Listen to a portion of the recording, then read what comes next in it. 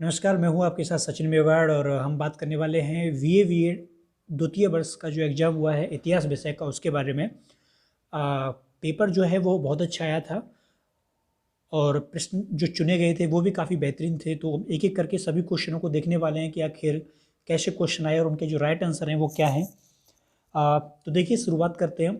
सबसे पहले जो क्वेश्चन बना था वो छोटे क्वेश्चन बने थे, शॉर्ट क्वेश्चन बने थे।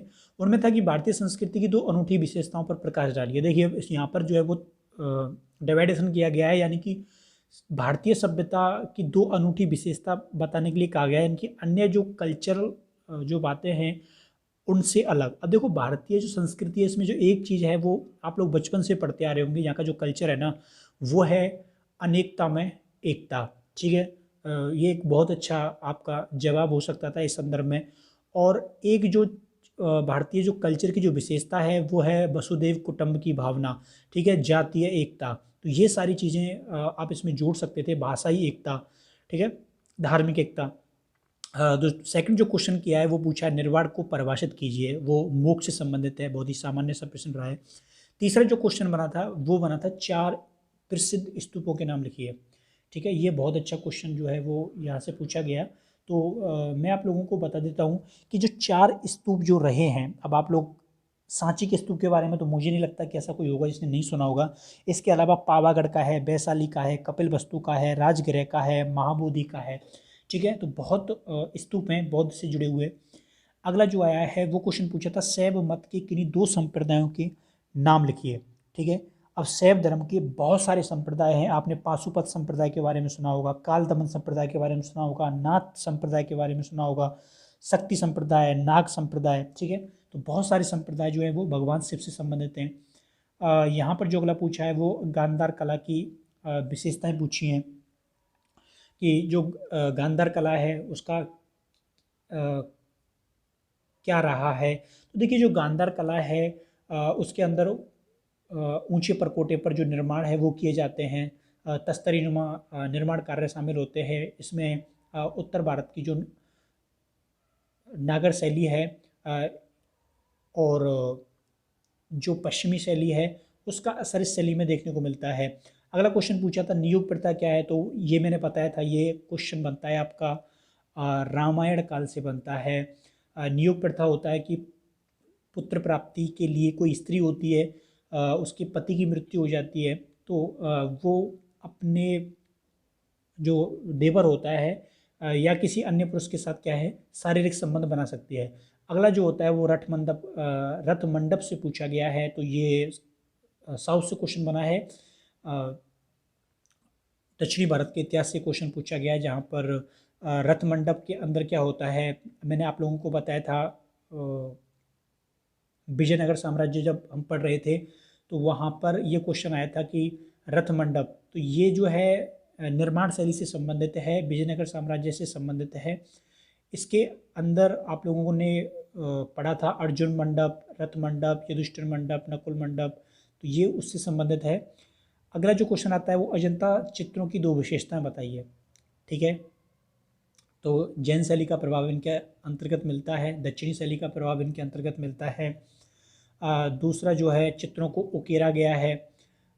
इस पर जो निर्मित जो चित्र हैं उनमें जो जो पशु हैं जो जानवर हैं उनके चित्रों का संकलन किया गया है। और इसके अलावा चलचित्र जो हैं वो दिखाए गए हैं और नागवृत्ताकार रूप में जो आकृतियाँ हैं वो बनाई गई हैं। तो बहुत जो चीज़ें हैं वो इसके बारे में आप बता सकते हो। तो चोल मंदिरों की विशेषताएं बताइए। ठीक है, मैंने आपको बताया था कि इस प्रकार से एकीकृत रूप में होते हैं, अलंकरण ज़्यादा होता है, नक्कारी ज़्यादा होती है और शिखरनुमा होते हैं ये जो मंदिर होते हैं। अगला देखो आर्यभट्ट, पहले ही बता दिया था। सूफी शब्द बताया था मैंने कि सूफी की 2 परिभाषाएं जो हैं वो बताई थी। एक तो ये कपड़े से संबंधित था और एक जो मस्जिद के बाहर जो लोग बैठकर इस्लामिक विचारधारा का प्रचार प्रसार किया करते थे, या एक जो ज्ञान के संदर्भ में भी इसको परिभाषित किया जाता है। आश्रम व्यवस्था बताई गई है। ठीक है, 4 आश्रम बहुत ईजी है। अगला क्वेश्चन पूछा है रामानंद की चार शिक्षाएं, जो शिक्षाएं हैं उनके बारे में बताइए। तो इसमें जो रामानंद जो है उनकी जो चार शिक्षाएं हैं, देखो कोई भी एजुकेशन हो उसमें सत्य, अहिंसा और चोरी ना करना, दान, ये सारी चीज़ें क्या हैं, शामिल होती है रामानंद के में। संस्कार पूछे हैं, संस्कारों के 16 संस्कार जो बताए गए हिंदू शैली में। अगला जो क्वेश्चन यहाँ से पूछा है वो क्वेश्चन पूछा है मथुरा शैली के संदर्भ में। ठीक है, मथुरा शैली,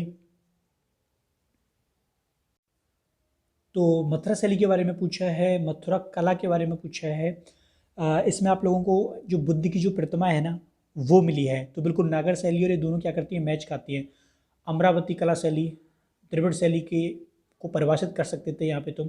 हिंदू विवाह के प्रकार बहुत अच्छे से बताए थे, ब्रह्म विवाह, गंधर्व विवाह, राक्षस विवाह।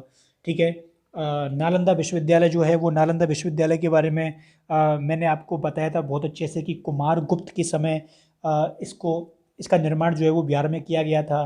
बख्तियार खिलजी के द्वारा आग लगवाई गई थी 1199 में। बहुत अच्छे से परिभाषित किया था इसको।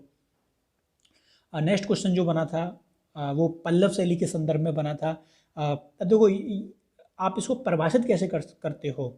ठीक है, संगम काल के दौरान इनका प्रभाव सर्वाधिक रहा था, दक्षिणी भारत से संबंधित है, बिल्कुल द्रविड़ शैली के अंतर्गत ही इनमें शिखरनुमा आकृति होती है, अलंकरण को प्रभाव किया जाता है, तो चबूतरे नुमा मंदिर का निर्माण होता है, ऊपर शिखर होता है, परिक्रमा पथ का निर्माण किया जाता है। तो बहुत सारी चीज़ें आप इनके अंदर जोड़ सकते थे, लेकिन यहाँ पर छोटे क्वेश्चन बने इसलिए। आगे आइए, रविंद्रनाथ टैगोर से क्वेश्चन बना है। अब देखिए रविंद्रनाथ टैगोर के बारे में तो आप भर भर के लिख सकते थे, इनकी बायोग्राफी जो है वो कई बार मैं आपको क्लासों के माध्यम से करा चुका था। ठीक है, तो इनका जन्म जो है वो कोलकाता में हुआ था 7 मई 1861 को। वेरियस चीज़ें इन्होंने जन जागरण, सामाजिक सुधार आंदोलन, यहाँ तक कि बांग्लादेश जो है आमार शोमला उसका वो लिखा है, जनगण मन अधिनायक जय। और इसके अलावा एजुकेशन में बहुत सारे काम किए थे, लेकिन यहाँ पर तुमको 2-3 लाइनें लिखनी थी तो कुछ ज़्यादा रहा नहीं बाकी। चलिए आगे चलते हैं, बात करते हैं भारतीय संस्कृति की विशेषताओं को विस्तृत वर्णन कीजिए। ये जो क्वेश्चन है वो मैंने आप लोगों को पहले ही बता दिया था कि ये प्रश्न आएगा 20 मार्क्स का। ठीक है, बुद्ध की शिक्षाओं की विवेचना कीजिए। अब बायोग्राफी ऑफ महात्मा बुद्धा, इनका लेक्चर जो है वो सबको कराया था, मैंने खुद पढ़ाया था, और लास्ट टाइम पर बुद्ध के लेक्चर भी डाले थे, तो ज़्यादा टफ नहीं था। कालिदास की देन, 10 से 12 दिन के पहले ही ये जो लेक्चर है वो अपलोड किया था एज ए स्टोरी। इसके अलावा ये मैंने कराया भी था क्वेश्चन में। यहाँ पर देखो वर्ण व्यवस्था काफ़ी सरल है, तुलसीदास, स्वामी विवेकानंद, और विज्ञान में आर्यभट्ट का योगदान। ठीक है, शैल चित्र, सुश्रुत, तो पेपर का जो स्तर है ना वो बहुत ही अच्छा आया था। ठीक है, और 100% पेपर में कह सकता हूँ कि 100% जो पेपर है वो मेरा पढ़ाया हुआ है। अगर आप सेकंड बुक को देखो, main trend of culture history of India, इसमें से एक भी प्रश्न ऐसा नहीं है जो बाहर गया हो। ठीक है, अगर तुम ये वीडियो देख रहे हो और आप लोग ये सोचो कि नहीं नहीं ये क्वेश्चन बाहर गया है, तो आप कमेंट करके बता सकते हो। 100% पेपर जो है वो आया है। ठीक है, सेकंड पेपर को देखते हो।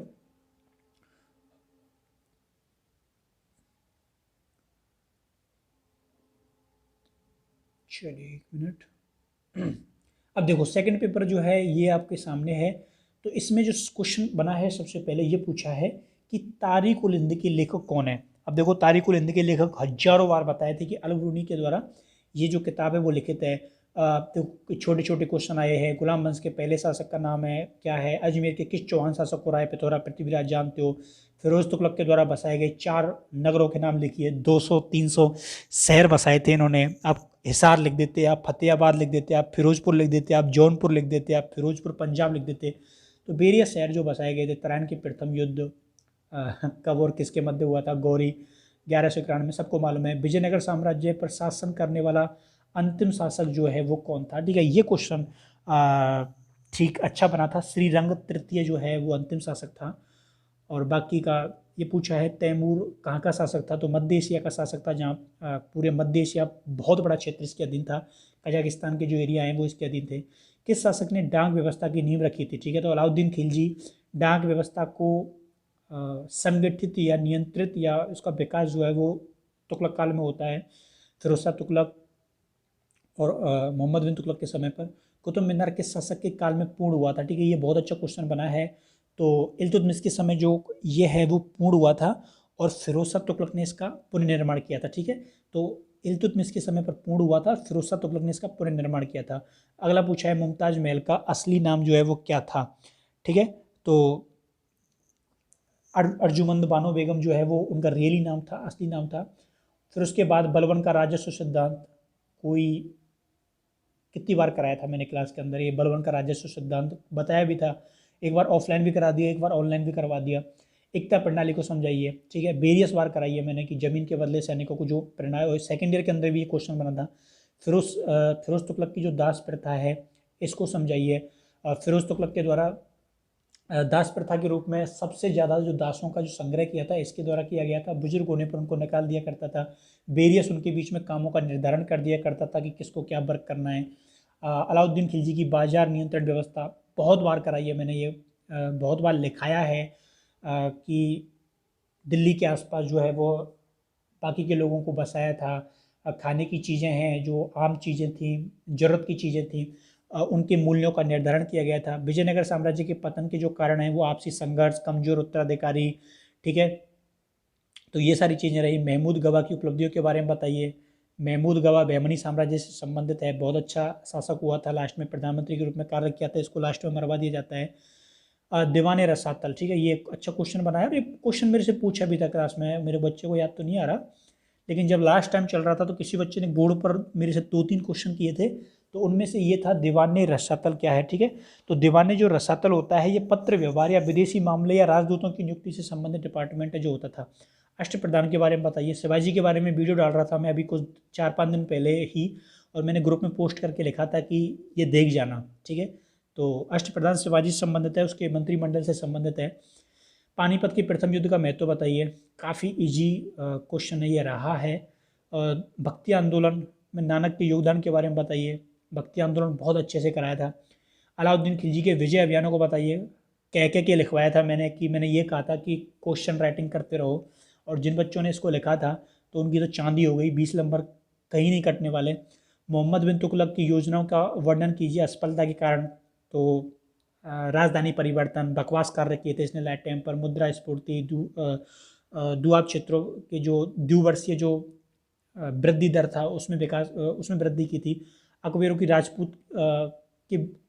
राजपूत नीति क्या थी?